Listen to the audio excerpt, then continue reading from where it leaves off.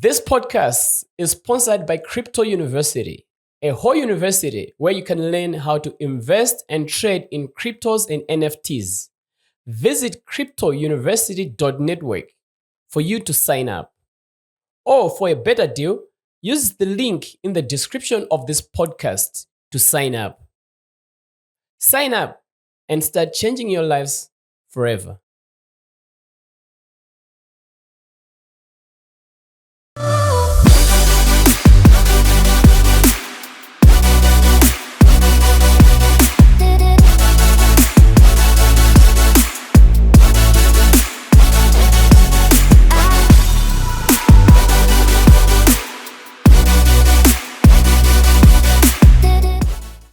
Okay, welcome. It's another Tuesday, and you know what time it is? Tuesday, 3 p.m. every week.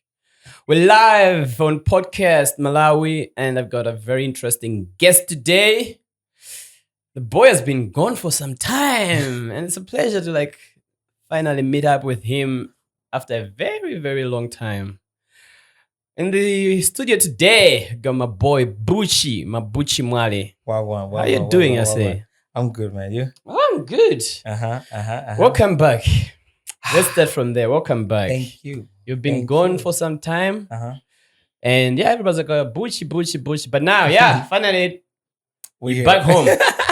We're back home, bro. Okay. Save. I know we've got a lot of things to talk about.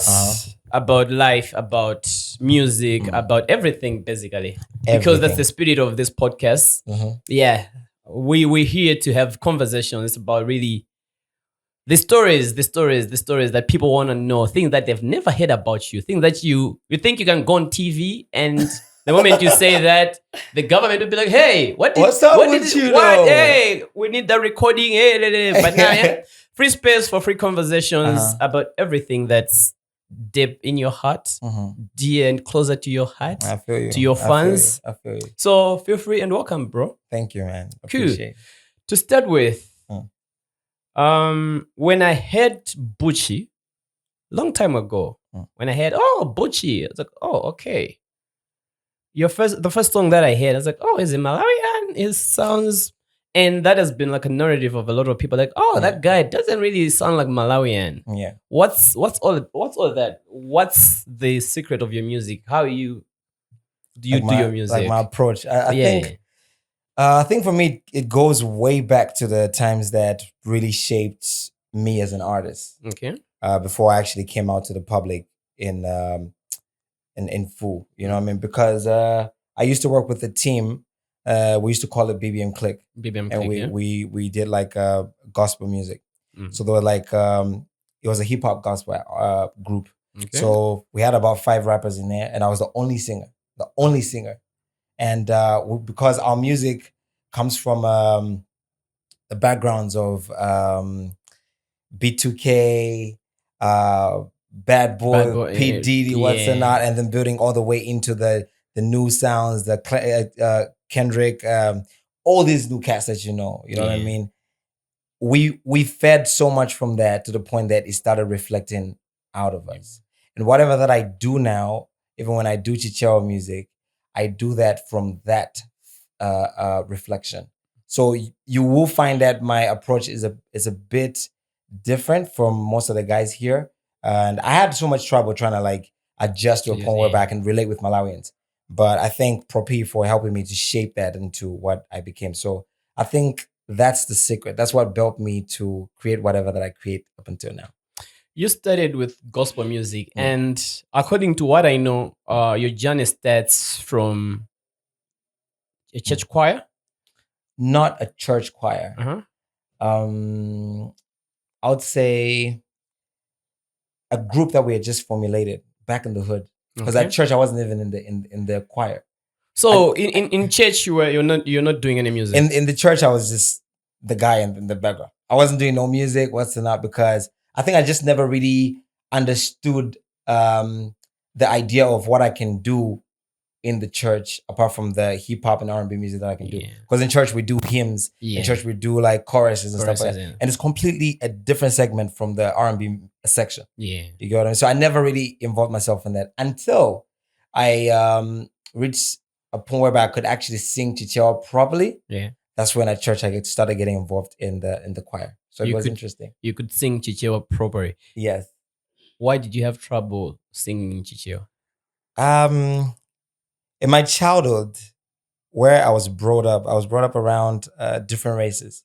Okay. So we had Indian people, white people, some mixed color people. Yeah. So I never really associated with like just completely my community, you know what I mean? So it was always a mixed kind of thing. That's why I've grown this understanding of different cultures and just, I think it all comes out of me subconsciously.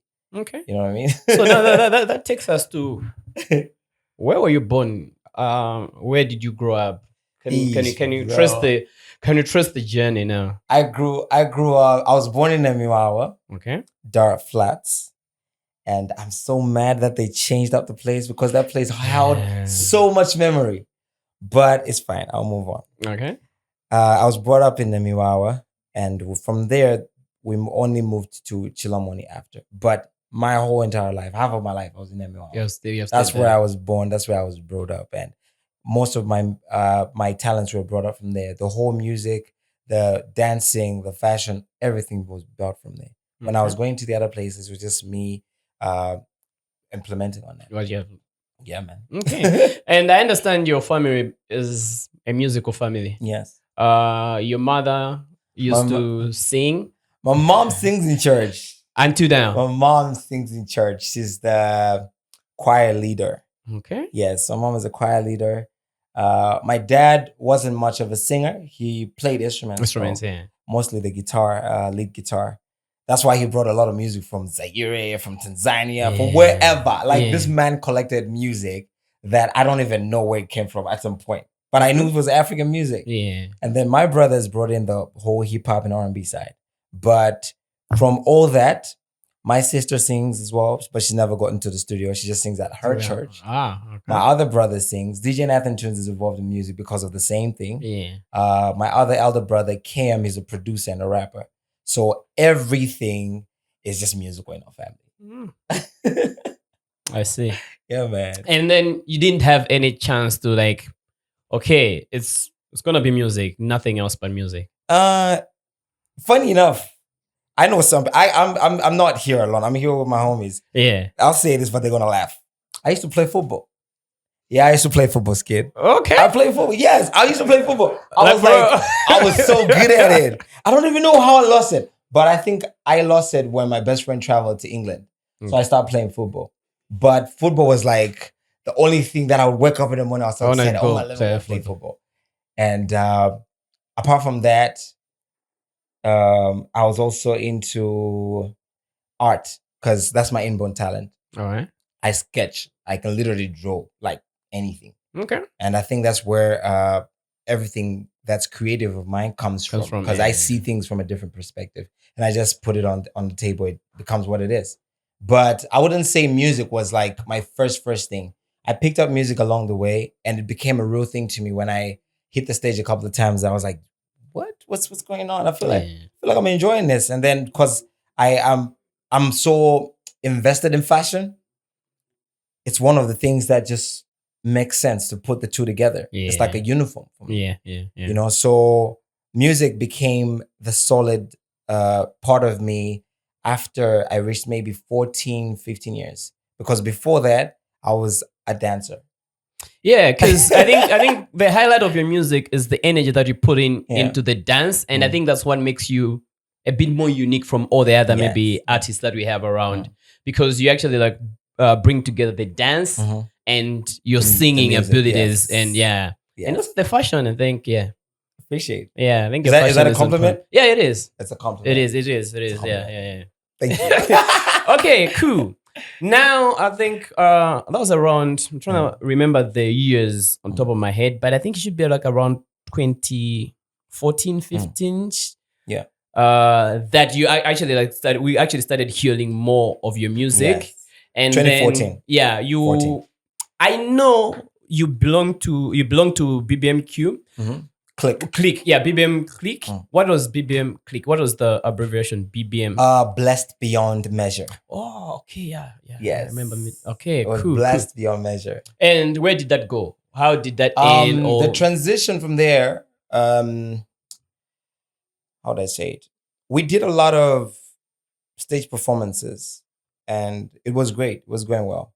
But what didn't stand right with me is the fact that we were only getting fame instead of the money. Okay. I think that time music hadn't like settled here. Yeah. For people to actually say, oh, we're gonna go to a show and pay. Especially gospel shows. So for me, it was more of a I grew up with a mindset, or my mom rather shaped us to understand that the word of God has to be the word of God. You do not associate that with the worldly things. Yeah. That's why if you're gonna go into that area, you need to be you in the most deepest form, because you are not serving just yourself. You're serving the highest end. Yeah. At the end of the day, whatever that you do there, it doesn't go back to your glory. It goes back to him. So for me, I felt like everything that we did was coming back to us. The glory was on us, and it was just a lot. And we're not getting to where we wanted, especially on the financial part. So I say, you know, I think for me, I want to do music for business, because I'm more of an entrepreneur kind of spirit. I've always loved to stand by myself and just do things. Okay. You know, so when times were moving, we're doing everything. We reached at a certain point where we're like, you know what? I think we're getting a lot of fame and these things are moving. But every time we travel and we come back home, there's nothing to put on the table. Yeah. We need to do something about it, you know? And on myself, I made a decision and say, you know what? I'll just do music for everybody, music for the people. And my mom asked me, are you sure? What are you really trying to do? I said, I want to do music for the people. Like, people should listen to my music. Because we go to a wedding, even if it's a pastor, we play love songs. Yeah. So why can't I do love songs? It's not like away from what I'm supposed. I'm not gonna be talking about girls shaking whatever, or you know what I mean? Yeah. It's a whole different scenario. And then that happened. The transition started slowly until we reached at a point where I was able to be myself and speak my truth, my mind, my heart out into songs and all that. So yeah. Okay. Yeah, man. And what was your first breakout song from BBM Click? My first breakout song was Ngadi Maloto. It was it was a beautiful song. Mm-hmm. I produced that song, and it was an inspiration from Damiduro, Davido's Damiduro. So I don't know if you've heard that song. Yeah. That's the song. So that was my first breakout song, and then from there we built up to Umbombo, which Propi produced, because he's the one that told me. So Ngadi Maloto, you produced on your own? I produced on my own, everything from vocals, beats, everything. Okay, so what you're trying to say is you can also produce but now maybe you like give up the production side of things? I still produce. Right now, what I do is I make decisions where I need my pressure to come from. Okay. Does that make sense? Yeah. Like for this album, the one I'm working on right now, I chose not to be involved in production. That was my decision. Yeah. But my producer side still forces me to touch up on some things. But if I had a choice completely right now, I'm not touching no production, no beat, no vocals, no whatever. So back then, I produced a lot of songs, even for other artists. Okay. You know, I've been involved in like a lot of productions. In the background, I played a lot of roles in the background for different artists: ghostwriting, beat producing, vocal coaching, choreographing, stage creativity, styling in videos, styling on stage, a lot of things. Okay. Yes, but right now I just chose and say, you know what? I just want to concentrate on writing and recording, and the rest of it, I'll leave it up to the producers. Okay. So for somebody who is multi-talented like you, when you look at, let's say, the industry, the way it is, just to look at all the things that you're able to do, what's your take when you see artists that force themselves to always write their material when they can actually get a ghostwriter to write for them? How do you look at that? Is it an embarrassing thing? Isn't it how things are supposed to be? What's your take? I say this all the time. There are certain artists, and people know them. Mm-hmm. We're even friends with some of them, Mm-hmm. but we can't tell them anything because their egos are already right there. You know what I mean? You can't simply say, dude, why don't you get a songwriter? Mm. Why don't you get a vocal trainer? Why don't you do this? Why don't you do that? Why don't you get a stylist? You understand? Yeah. So those kind of things are very important for the industry, but you can't really tell certain people who are so egocentric. Yeah. You really just can't say it because, yo, you don't want to start no beef. And artists have this ego. You can't just tell them whatever. Mm. You know, so I see those things and it's visible. A lot of people say it on the internet, but we cannot just run up on them and tell them because it's a very sensitive issue. So my take is maybe if those people became a little more open-minded Open-minded, yeah. to be able to take in constructive criticism, it will make it easier for people to suggest certain things, and then they can implement them themselves and they change and become the better version of they are. Yeah, because my fear is there are like several artists that they bring out their songs, bruh, and you wonder like, okay, this is like a very good beat, dope beat. Okay, the vocals are on point, but the lyrics, like, what's going on here? What is going? Like at a certain age, you should be able to write music that makes sense. At a certain age, you should be able to know that I shouldn't do this because this makes me look whack. Certain people just can't sense that. And when you tell them, "Oh, you're hating," nah, bro, nobody's hating on you.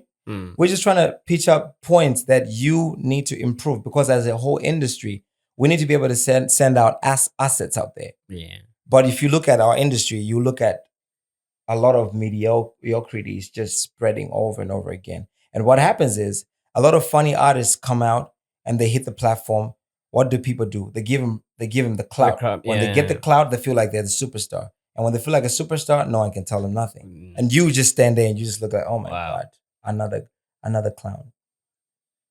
You know what I mean? It's sad, but there's really nothing we can do about it at this point. Okay. At least that's how I feel. Cool. Yeah, man. All right. I think there are a lot of things to talk about, and we actually have like a group for this podcast with a community. So every time we have a guest, we give them an opportunity to like drop in things that they want to ask you and whatnot. So I know most of them will be like, okay, I wanna see if he's gonna ask my question. Okay. Yeah. So the first person asked,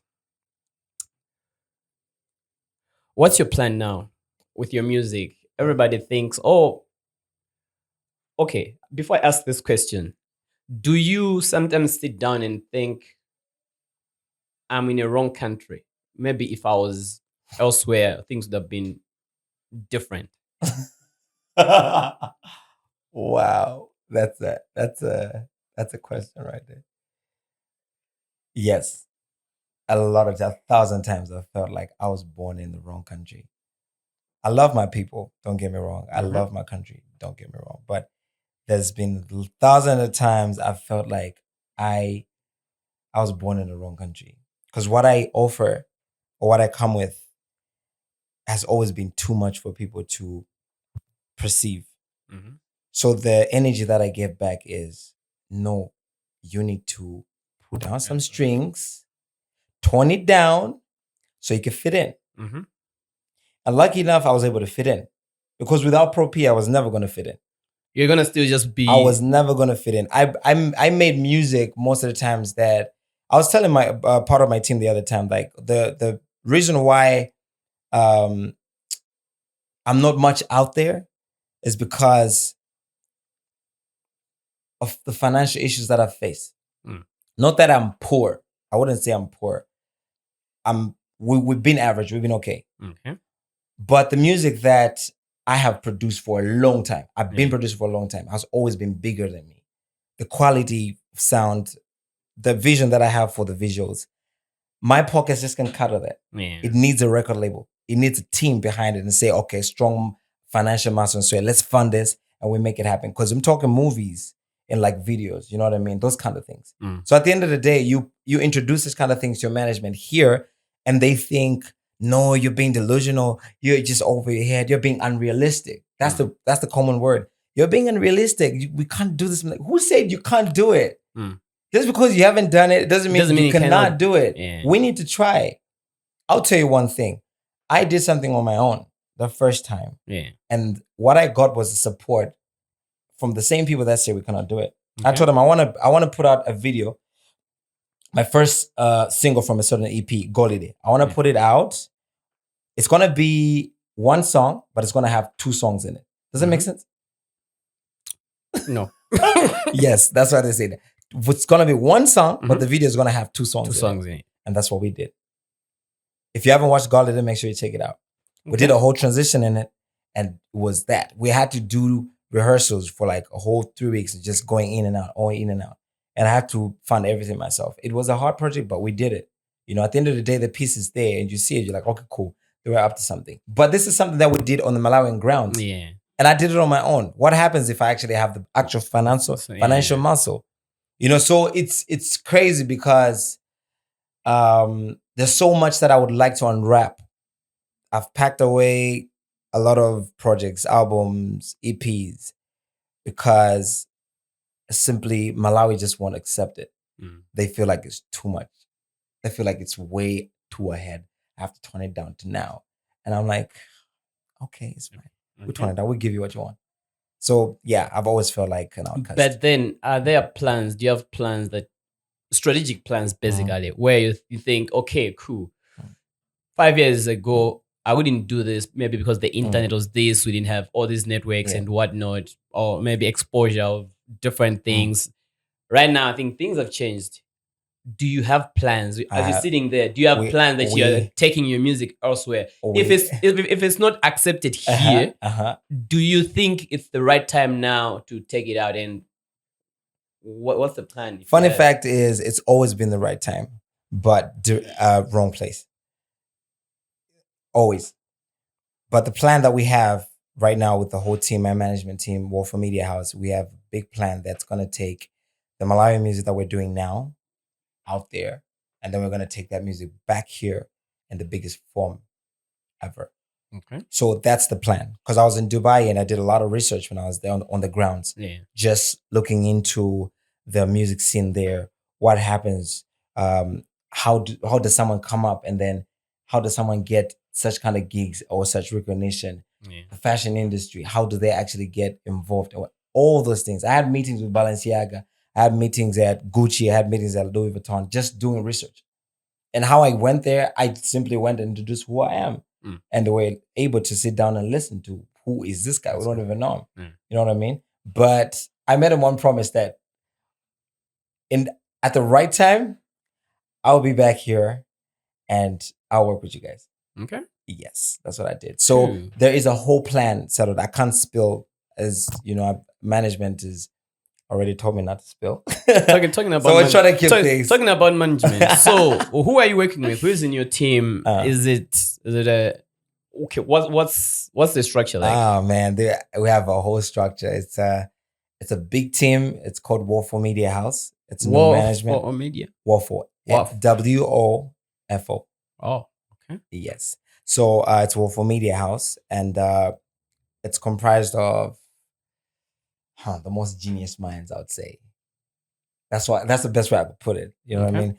I would love to do a proper segment on that later. For now, I would love to just shout them out because they're the best team right now. Okay. Yeah. So we're literally on the grounds doing everything to create the material that pushes the brand Bucci at the very best that it can be.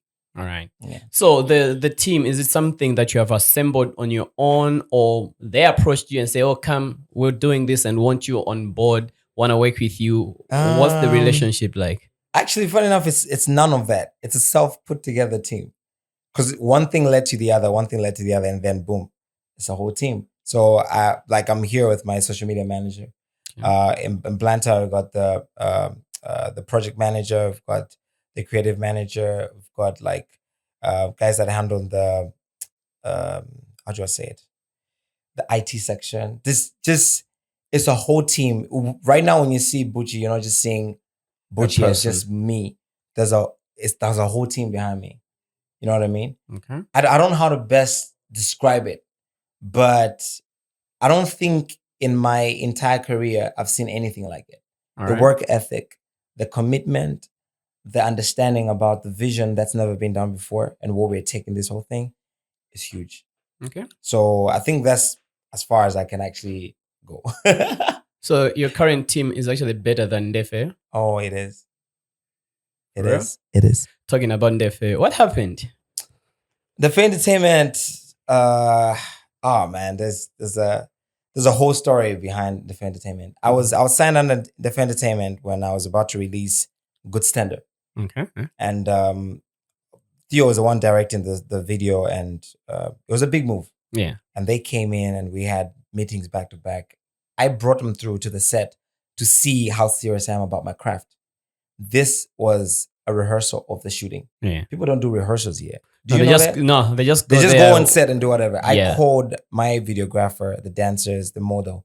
We do the set indoors before we go out on my own. I wanted them to see how serious I am, and they saw it, and we agreed on things, changed whatever in the contract, and then we signed. We're good, and we started working. But one thing they did was they pulled me up to different events. Yeah. It was cool. It was fine. They pushed me to certain ends. It was cool. It's fine. But the biggest part of it, they never did. People don't even know this. People have always had. They've always felt entitled to say no. Bucci was supposed to be big. Bucci was supposed to be this way or what's not. And I'm like, listen, people, you don't know anything because what happened behind doors, I just kept quiet. I just never said anything. You understand? I signed with Defend Entertainment, and this guy's kept me behind doors, and then did me favors that they thought maybe they were helping me, but they were not really helping me. Things like putting me up on the award shows and say, "Oh, you're nominated for Best R&B," and I haven't put out material in like a year. And they're putting me up against Kelke. And Kelke has been working hard. He's been putting out music back to back. And then after that, Kelke wins. And they come back to me and say, no, but you need to push. I'm like, how am I supposed? How do we push? How do you send me to fight a war without guns? Yeah. I don't even have anything to stand up. You know what I mean? And they put me up against a lot of people a couple of times. And I told them, I remember the last awards, I told them, don't put me up on any awards. Well, you putting me up as best R&B singer. Why? How? Yeah. I don't have a song. In a year, we're past a year, no song has come from Bucci. You're putting me up for awards. Why don't you put the other people that have been working hard? Yeah. You know, so that's how everybody came up. And then KOK, there was like Kelvin Sings. There was like a lot of artists, you know what I mean? And then to put me in that, I'm like, oh my God. And then, you know, the public don't really care about what happens in the background. No, they only care about the results. So for me, I've always kept quiet and say, you know what, it's fine. I think time will come. It's okay. And it's not like I have beef with any of them. We parted ways probably with Defend Entertainment at the end of the day. And they know what I actually say about them, because I do not like what happened between us. Yeah. We would have done so much better. Yeah. So much better. They had everything. Imagine they were the only record label that had a studio and an office in town. Yeah. Home Malawi, actually. That's how crazy it is. So looking at that, building up to what it is, it's just like, I don't know what I can say. But it's a big story, and people don't really know about it because I never spoke up like the other artists did. Yeah. And I decided to keep my mouth away. Yeah, because I've always been wondering why your working relationship ended and there's nothing from you. And I've always been like, okay, was it maybe his problem that is afraid to speak up? I get this funny statement from some people. He's never serious. Me? Never serious? Yeah, because I hear that a lot. Okay, when we talk music, everybody knows you are talented. But people still think, I think he takes things too casual. Like, Bucci not amazing one beating. He's like, he's on easy. I'm like, you guys don't even know. I am very keen about what I'm going to put out, because that product I put out reflects back on me. So I'm not going to move because someone said, or a fan said, or a hater said, oh no, he has to put out something, he has to put out something. That's not how I operate. I've always believed in taking my time and creating something that actually makes sense, rather than just rushing and putting out something that lasts 2 days on the market and that's it. Or just putting out something that lasts in Malawi and not actually step outside. You know what I mean? So I've always been very keen about my material.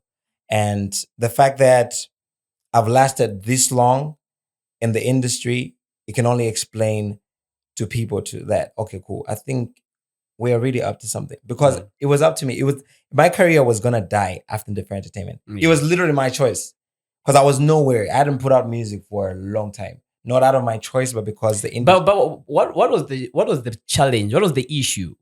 Why were you not, you were signed but no music? I was signed. What was happening? The issue was empty promises, man. It's nothing to hide. A lot of Malawian managers, they promise things and they don't do anything.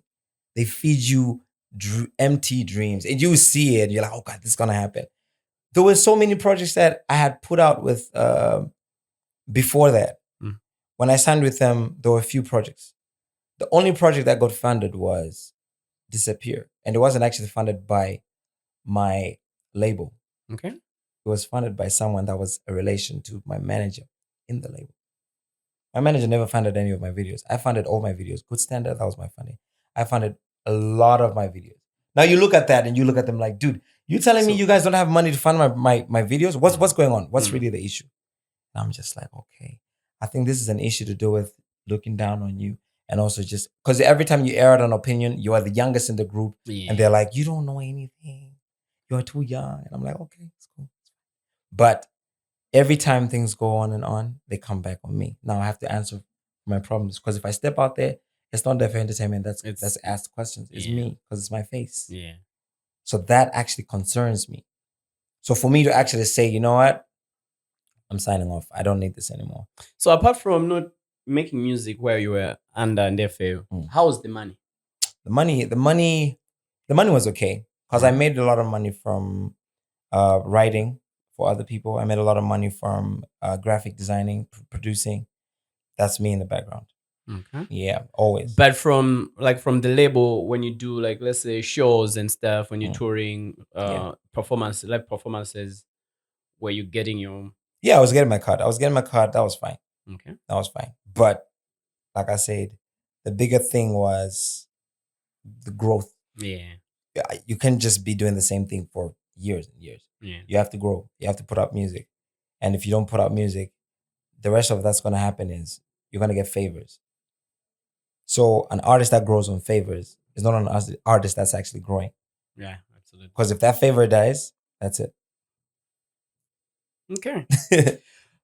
I'm reminded of live performances when I was asking about live performances and whatnot. I know you've done like a lot of performances across the country and different places. What's your favorite performance? The one that you remember, like, oh, that was fire. Like here in Malawi? Yeah. BICC. I did BICC UMP Awards, where MT came. Ah, okay. MT came. That was his first time in Malawi. Yeah. When he came, I prepared a set. I had 18 dancers on stage, all in blue and white. And it was me and Charlie in white. DJ Nathan Tunes was playing. I also had a band. So it was the same live. That set was crazy. The craziest part of it was we did rehearsals while everyone was in their city. We met on the same day and we did the rehearsals, sound check for maybe 30 minutes. Yeah. Finished 30 minutes and we were off to the set. And it was killed. Wow. It was killed. That was literally, I know everyone that watched that. Yeah. That's when they knew that, oh, there's a big possibility of the most impossible things happening here. Yeah. Because we had the whole crowd standing up when we were finishing, because they felt it, we felt it the same way. It was big. So I think that for me, that was the biggest. Okay. Yes, sir. True. I personally remember your set at Lake of Stars. I can't recall what year that was. But I remember there was like a whole crowd that was like moving from the main stage. You're performing on the Airtel stage. And it was crazy. And everybody was like going this side. I was like, what's happening there? I was like, no, Bush is on stage and it's wild. And I went there and it was fire. Wild. Was that the one I was wearing camouflage pants? Yes. Yes. That. I was with Charlie. I was sick that day actually. What? Yeah, I performed. I was sick. I was literally dying that time. I was like, oh my God, how are we going to do this? But we had practiced. We had done everything as possible to prepare the set. And on the day, when time came, we were like, put all of the troubles or the struggles aside. Yeah. We're going on stage. We're going to do what we do. And when we started performing, we had a few people in front. Yeah. And then in a few minutes, people started gathering and there was like everyone there and they were just vibing the entire time. We rehearsed about 5 songs. The rest of that we performed was just DJ Nathan Tunes doing his thing and just putting. Yeah, because I remember it was like really crazy. And I think it was like a long set. Because I actually have this picture in me. Because I saw people running. I was on the main stage. And it was like, what's happening? I was like, no, there's like a fire performance happening. I was like, what's that? Like Bucci. So I was like, okay, I know Bucci can sing. I haven't seen him perform lately. Let me go just check what's happening. And what I saw there was like, wow. Thanks, man. Appreciate it. Okay, cool. Now, talking about growth in music, I know you have put out a lot of songs with different people and whatnot. One that I love personally was the Vegan Pete that you did with the late Flo D. How did that? What was the concept? Because I didn't know Flo D until that song. Yeah. And when I saw her on that song, when I heard her on that song, I was like, she has a future. I think the like big thing that are coming. Yeah. Ahead of her. And that song made it big. We actually had Flo D, I think, being booked for Lake of Stars. She didn't put out like a lot of, she didn't put out a lot of, it was just one song. One song. She became one song. A star in this country because of one song. Yes. What happened with that song? Where did that come from? And how was your working relationship with Flo D? Because there's like a chemistry that just came up. Like, No, Flo D was my homie from childhood. We grew up together. We did a lot of stupid things together. You know what I mean? From primary to secondary school, and just really understanding adulthood as we grew. And we parted ways from cities, and then she came back to Chilomoni, and then we linked up. She was never an artist. Yeah. She was never an artist. I got her into that. So what happened was we had the first conversation after she rapped a certain verse to me, a Busta Rhymes verse from Chris Brown's "Look at Me Now." Yeah. And I was impressed. I was like, what? Right. What just happened? She's like, how you doing? I was like, no, this is not the usual. This is a different level. Yeah. So I said, you know what? Why don't we write something? We need to get in the studio. I have a studio. Wait, how come we never thought about this? Yeah. Like, okay, so write me a song. So I went home. I worked on the instrumental. I wrote everything. I wrote the verses. I wrote my hook. And then I gave it to her to practice the verses for about a week. She came back to me after 2 days. She was ready. Okay. I was like, okay, you're natural. We went to the studio and she kicked these verses one take. And it was done. And that was the birth of the song. From there, we said, okay, we're going to put it out and we'll see what happens. Put it on the radios and people loved it. Yeah. I remember Suki's calling me, telling me he wants to shoot a video for it. I said, what do you mean you want to shoot? He's like, I want to shoot a video for that song. I'll say, cool, no problem, come through. And then we organized everything. He created the concept and the video was done. We shot the video, it was out. So I say, cool, in a space of a week, we have a video. It's done. Cool, started pushing. And then it just flew. Yeah. Flo D became the name on the market. It was like, who's this young rapper? Is she a boy or a girl? And then when they see the video, it's like, it's a girl. It's a girl, yeah. Oh my God, that's so dope. So that's how that song came up. And to reach where it went, to seeing her being booked at Lake of Stars, festivals, it was just beautiful. I was happy. I performed it with her 2 times. Okay. The rest of the other events, I was always at another event. She was always at another event, which was beautiful for me. I was like, okay, amazing. So yeah, that's basically what happened between me and her. Okay, good. Yeah, so just talking about Flo D, I think after that she did a few other songs. I don't remember following. How's your relationship now, like just as individuals and whatnot after that? Our relationship was amazing until the family moved to Lilongwe here. That's when we kind of like, we kind of distanced it a little bit. And I used to just hear things. Somewhere. I called her a couple of times like, yo, dude, what's going on that set? I'm hearing things that are not good. What's up? Yeah. No, this one. Okay, cool. And when we met the other time, I think a few months before she passed, we had a conversation, and I was telling her, I was like, I don't know who you're rolling with right now, but you need to start reflecting on your choices right now, because this is a matter of life and death. It's crazy. I don't know. You just look very disturbed. It's like, nah, man, let's go out. It's like, no, we're not going. We're not even going out. We're gonna have a heart-to-heart talk right now. You need to tell me what's going on. But she never opened up about whatever. So we chilled. But yeah, I just knew, because I know this person from way back. Yeah. And the conversations we had were always open. But this time around, she was just, closed up. And when I traveled, I was outside the country. That's when I got the news that she passed. That broke me. Like, it broke me, because it took me hours to actually, for it to sink in. And I was like, so she's really no more. Like, I will never see her again. And that was, and unfortunately, all of us were outside the country except her. So me, Skid, Charlie, these like childhood friends. Yeah. We grew up together, and then she's gone. We didn't even know how to react. But, things happened, and that was it. But I think that's the last I remember of our relationship. Okay. Yeah, man. Talking about your relationships with people like Shari and all the other guys, those classmates, how did that come? Was that like, what was that? Was that like a clique? It was a clique. Or was it like a team, management team? What was that? Classmates was Avengers. Classmates was Avengers. We literally came together to destroy.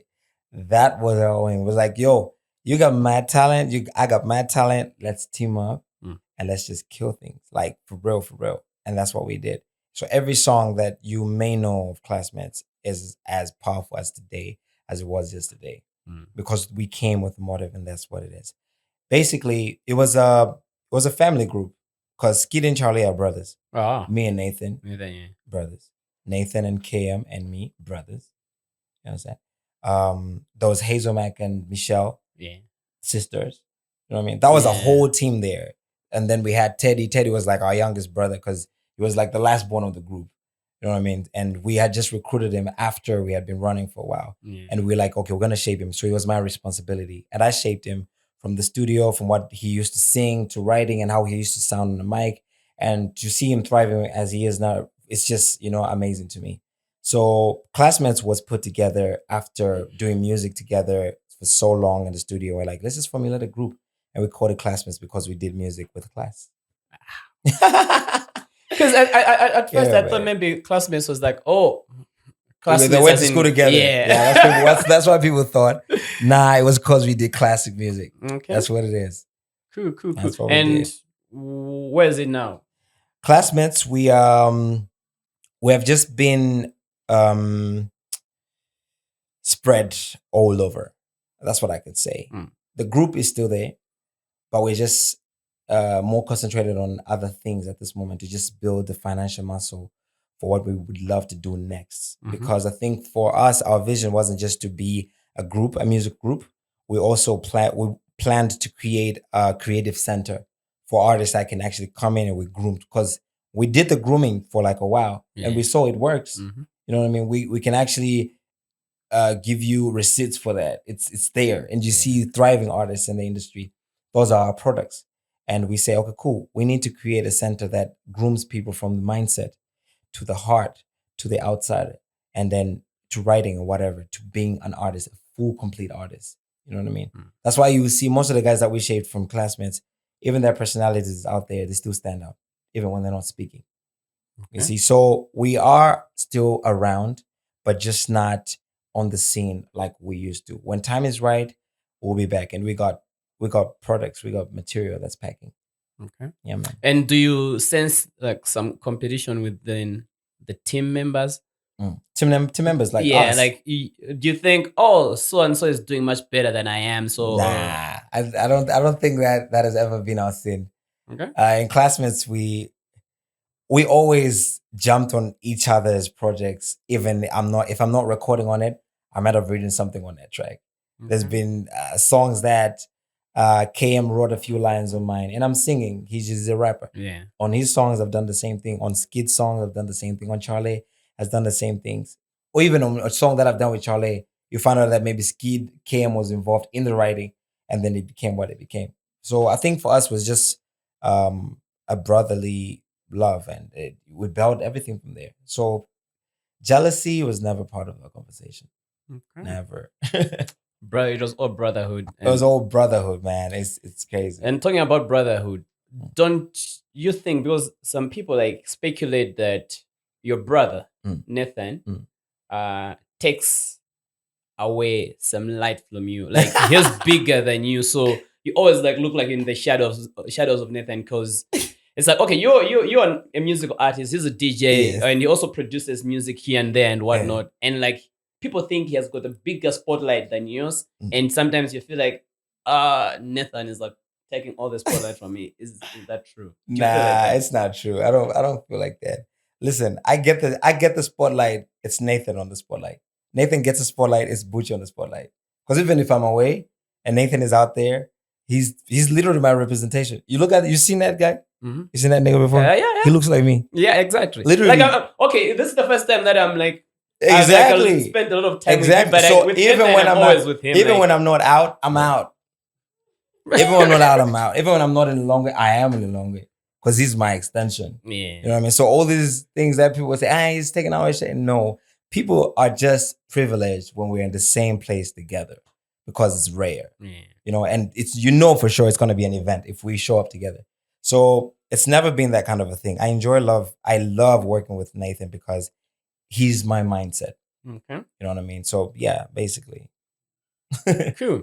We're gonna talk about your new song, the one that you just released. I actually gave feedback somewhere else, and I'll try to go and check if that feedback is there. It was in a group. Okay. Yeah, so I think I'll go back to that. Please. But before we go that, about your life, you were in Dubai, which you actually said, and I know people were always out there.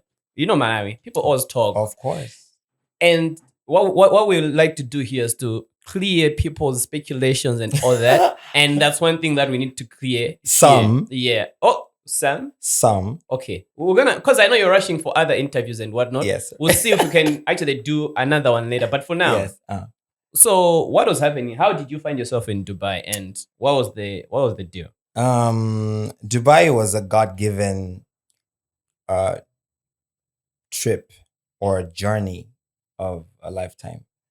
I'd never thought of going to Dubai ever before. I never planned to go to Dubai, but it just happened. How that happened, I'm afraid I will not be explaining.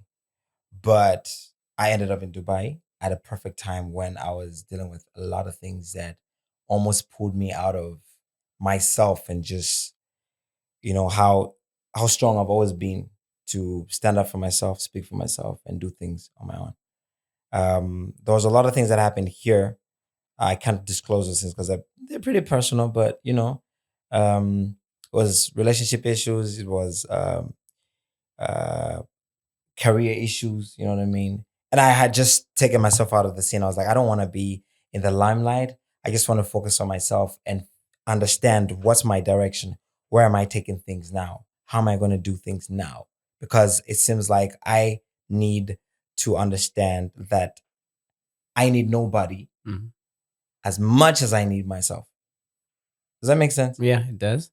And that's what I did. So I said, I'm going to take myself out of the scene. I know it's going to hurt because my energy and seeing things on the gram and all that, I will want to be out there, but there's going to have to come a time that I need to also understand that as Bucci, a person needs self-love. And that's what I chose to give myself. When I went to Dubai, I wasn't planning on involving myself in the music as early as it happened. But being there and working with teams that were comprised of different nations, USA, Nigeria, Ghana, Tanzania, Arabs, it was a big eye-opening situation because I had to stand up for my nation, for my flag. And we did everything for the love of that. When we started creating concerts and all those kind of things, to be able to see Alicia Keys on stage. And I always say this, when Alicia Keys came on stage and I watched her on stage and I realized the energy that's been going on all throughout the day from morning, because the event was starting at 11 in the night. Okay. And people were already packed in at 9 a.m. Wow. in the morning. Wow. And I'm not just talking about local people. I'm talking about people from Italy, people from England, people who have come from all over the world just to watch Alicia Keys play on that stage for 30 minutes. They flew how many hours to just watch her play for 30 minutes? It's crazy. Yeah, I think that the Dubai Expo is like a biggest thing that I think we have experienced in this time. Of course. And being part of that, being there, I think should be like a very huge learning process. Oh, man. I would say it's the biggest. I wish a lot of artists had gone with us, because they would have come back home re-energized and literally in their minds changed, understand, oh, okay, so we can actually become bigger than Malawi, because we need to go all the way out there. We don't just we don't have to be limited here. We need to go outside. So I think that's the biggest thing that happened for me around that time, because I got to understand who I am, what I've been doing right and wrong, and the speculations that people put on my name and how I need to brush them off, because I have something bigger to focus on. And is that the reflection of the type of music that you're releasing now? Because everything that I did around that time, the transition leads up to what we're doing now, especially the conversation we're having now about Apapa. That song is literally the result of the whole transition, meeting up and putting together a management team like I have now, and then deciding on the direction that we want to take our music and what to write on. So if you have watched Apapa and understood what the song talks about, you will see a whole complete different Bucci in there. Yeah, that's what I said. I think on that group when the link was posted, I was like, so when I saw Apapa, I was like, oh, okay, Bucci back. I went there. So I had all the other songs that you've done, Fever, Marungo, and all these things. This is like a vibe songs and whatnot. I was like, oh, let me just go vibe to this song. I know Bucci. I haven't listened to his material. I went there, and before I finished the song, I went back to the group. I was like, oh, that's not a Bucci I was expecting, because that's like a whole national project. This is even bigger than actually global. Yes. What's the inspiration? Who came up with the idea, and what's the plan? My creative director pitched up the conversation at first. I think she's the one that sparked the conversation and the idea or the concept of the song. From the conversation I had with her, and then watching an interview on TV where they were actually interviewing a deaf teacher, it gave me a whole different understanding about what's going on the grounds here in people's lives. Because I feel like for a long time we never really paid attention to that side of Malawi, like our community. We've always been talking about the girl child, the boy child, and stuff like that, people with disabilities and stuff like that. But we never really emphasized on the deaf community. And looking into that, the conversations that we had, it just made sense on what's going to happen next. And that song was birthed. I recorded it, finished everything. We started planning on the video, and we put everything together. But I think mainly I would say my creative director created or I'd say maybe she came up with the concept. I would say that.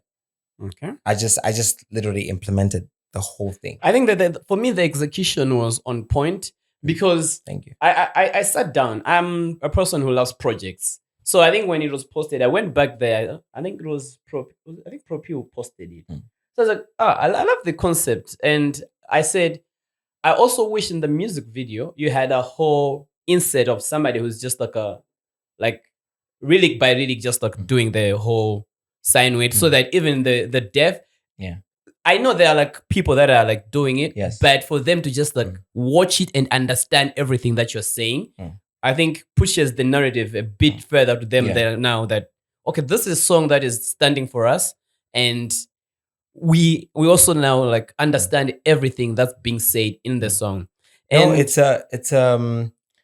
those options were already considered, and as we speak, we already have that. All right. We have a version. The song has 3 versions. It has the first version that I'll release, the official version. Yeah. The second one has English subtitles. The third one has George. He's a sign language interpreter from CU.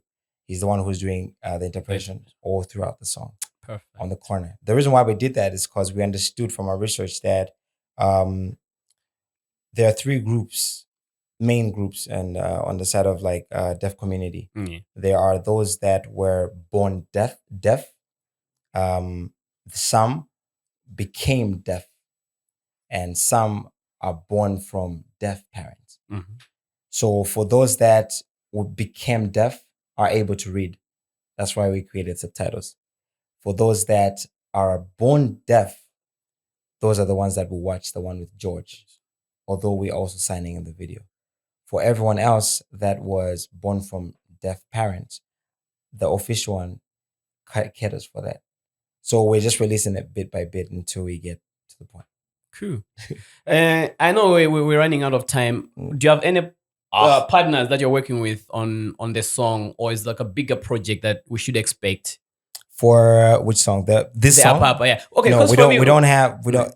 If you're asking if I have a NGO behind the song, there's no NGO. There's no NGO. There's no whatever company that's like pushing what we're doing. No, there's nothing. So it's just pure your art trying to advocate. This is us in advocacy. This is us taking the first step, setting an example and saying, you don't have to wait for an NGO to come and do something for our own people. We need to start. You and me need to start. So that's us setting up the example. So it's a self-funded project. From audio to video to what it is. Wow. Yeah. Okay. I think for the people that are watching, I think this is what we need to do. Okay. As you grow up as an artist, you now learn the responsibility that you have. Sure. We say influence comes with responsibilities, and this is, I think, how to use the influence that you have. And for me, I think it's a pleasure to see someone like you taking up a responsibility that NGOs could have taken, or the government, to say, okay, I'm going to use my craft to do this. Yeah. And for those that haven't watched the song, we're going to play this song as we'll be signing out from this podcast. But I think there are a lot of conversations that I would want to have with Bucci, but I know I'll be back. I'll be back. I want to have there are a lot of personal conversations. So yes. Apart from this song and having Bucci back in the country, I hope we can have a lot more coming out from you and your crew. There's a lot coming. Coming. All right. Thank you so much, ladies and gentlemen, for tuning in and being part of this podcast today. Don't forget to subscribe. Don't forget to hit the notification button, and also follow Bucci and watch Apapa's song on his YouTube Bucci channel. Worldwide on YouTube channel. All right. Thank you so much, bro. Thanks, BG. Bless up. Peace.